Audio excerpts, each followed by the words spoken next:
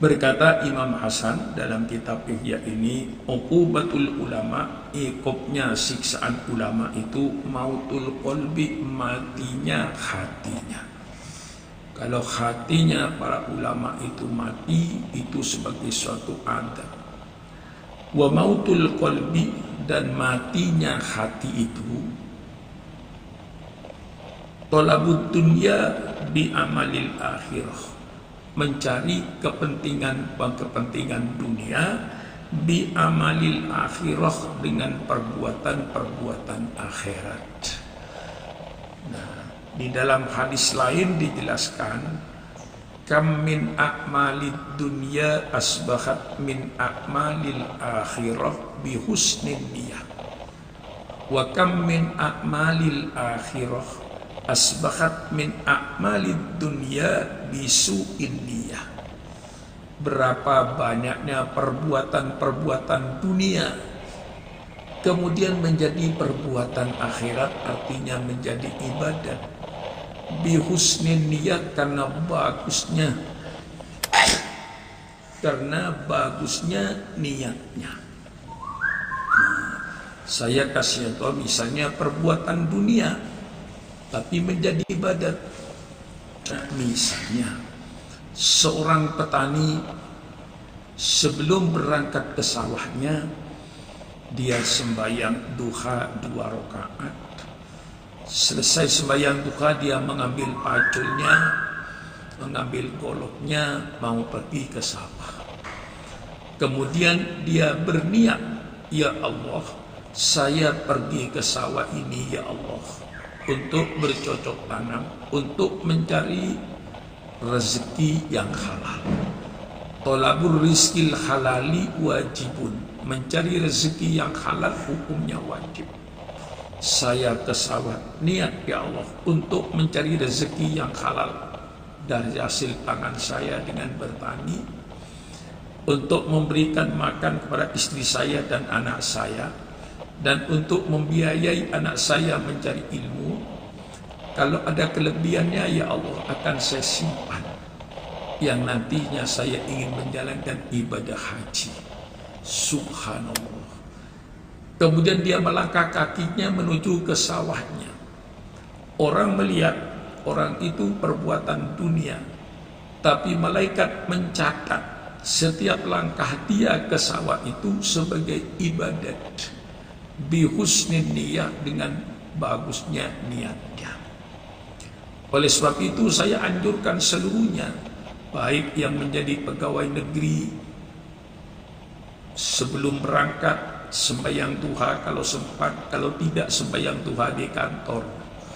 Tetapi sekarang ini anehnya, kalau ada orang Islam yang konsekuen dengan ibadatnya, menjaga ibadatnya, sembahyang duha di kantor, kalau duhur langsung dia ke mushola berjamaah, itu kadang-kadang orang semacam itu dicurigai.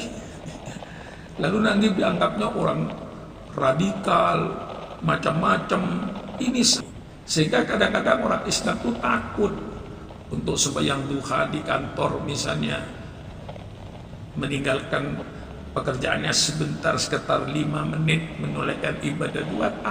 Takut dikatakan orang ekstrim, takut dikatakan orang ini kelompok radikal. Kalau orang yang konsekuen dengan ajaran agamanya, aneh.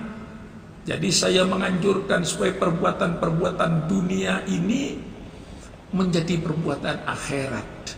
Sebelum pergi ke kantor, sembahyang duha di rumahnya. Setelah itu pasang niat, ya Allah saya pergi ke kantor ya Allah untuk mendapatkan rezeki yang halal.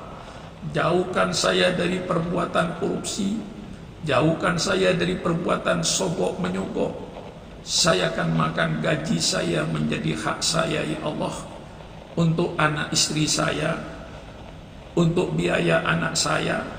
Kalau ada lebihnya ya Allah saya simpan, saya ingin menjalankan ibadah haji ke tanah suci. Orang yang mau pergi ke pabrik sebagai buruh pabrik, kalau sempat sembahyang dulu di rumahnya, sembahyang duha, kemudian niat ya Allah saya menjadi buruh di pabrik ini ya Allah, saya ingin mendapatkan rezeki yang halal dari bayaran saya. untuk makan anak istri saya, dan untuk biaya anak saya mencari ilmu. Dan kalau ada lebihnya ya Allah, akan saya simpan ya Allah untuk menjalankan ibadah haji. Orang yang ke sawah, orang yang ke pabrik, orang yang ke kantor, itu kelihatannya perbuatan dunia, tapi menjadi perbuatan ibadat bihusnin niat, dengan baiknya niat.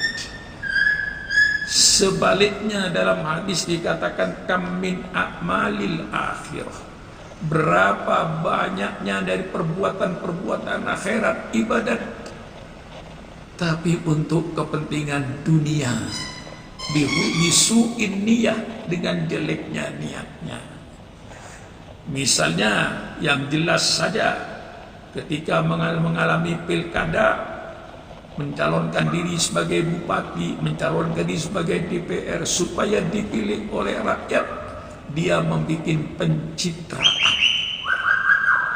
Lalu dia pergi ibadah umroh, tapi niatnya dia ibadah umroh supaya nanti saya dianggap orang yang baik, orang Islam yang baik, kemudian saya dipilih sehingga saya nanti bisa jadi bupati, jadi anggota DPR. Itu namanya yang dikatakan di sini mautul qalbi, matinya hati, tolabut dunya, mencari dunia, bi amalil akhirah, dengan perbuatan akhirat. Ini jelas yang saya katakan ini.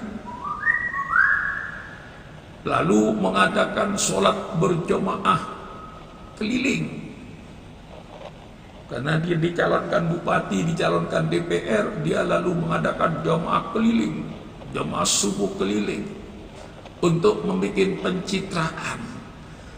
Niatnya bukan untuk mencari keridhaan Allah.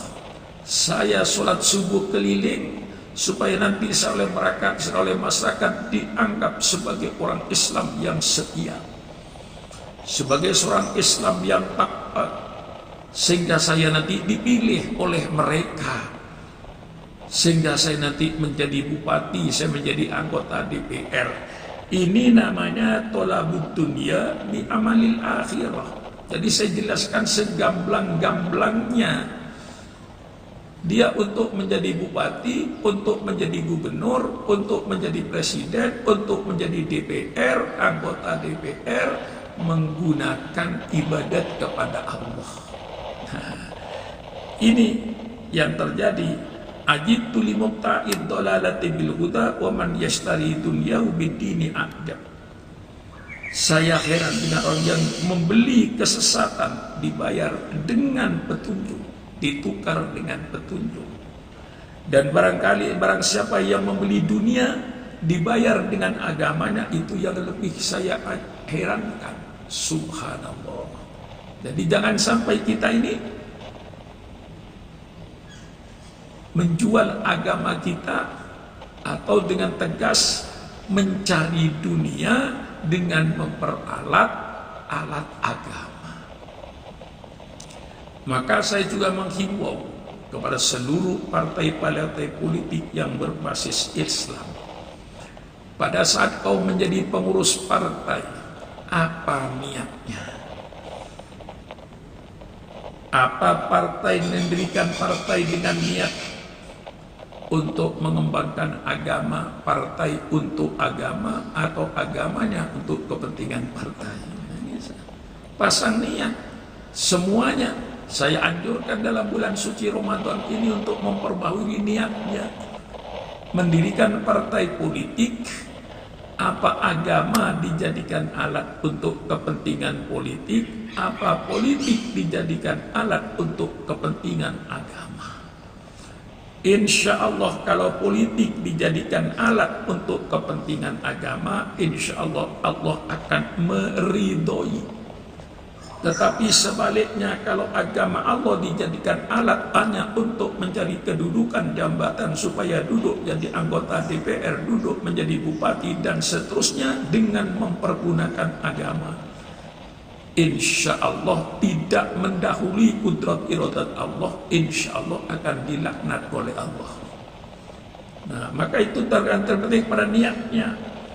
Sehingga kalau kita merasa belum mendapat pertolongan dari Allah, segera introspeksi diri. Karena Allah tidak akan membiarkan umat Islam. Allah pasti akan menolong umat Islam ini. Kalau tidak mendapat pertolongan, koreksi diri. Apa benar Anda mendirikan partai politik semata-mata untuk mencari keridhaan Allah? Atau sebaliknya, agama Allah hanya dijadikan alat untuk mendapatkan kedudukan, untuk mendapatkan jabatan. Ini yang harus dipikirkan. Saya yakin kalau kita berbuat sesuatu untuk keridhaan Allah, pasti insya Allah ditolong oleh Allah. Kalau niatnya, oleh sebab itu, berdasarkan kitab Ihya itu, jangan sampai tolabud dunya bi amalil akhir. Mencari dunia, mencari kedudukan, mencari jabatan, mencari kehidupan bi amalil akhirah, dengan amal-amal akhirat. Nih, jelas di sini. Maka wa adibtu limubta'id dalalati bil huda wa man yastari dunya bid-dini ajab. Saya heran, orang yang membeli kesesatan dibayar dengan petunjuk, ditukar dengan petunjuk.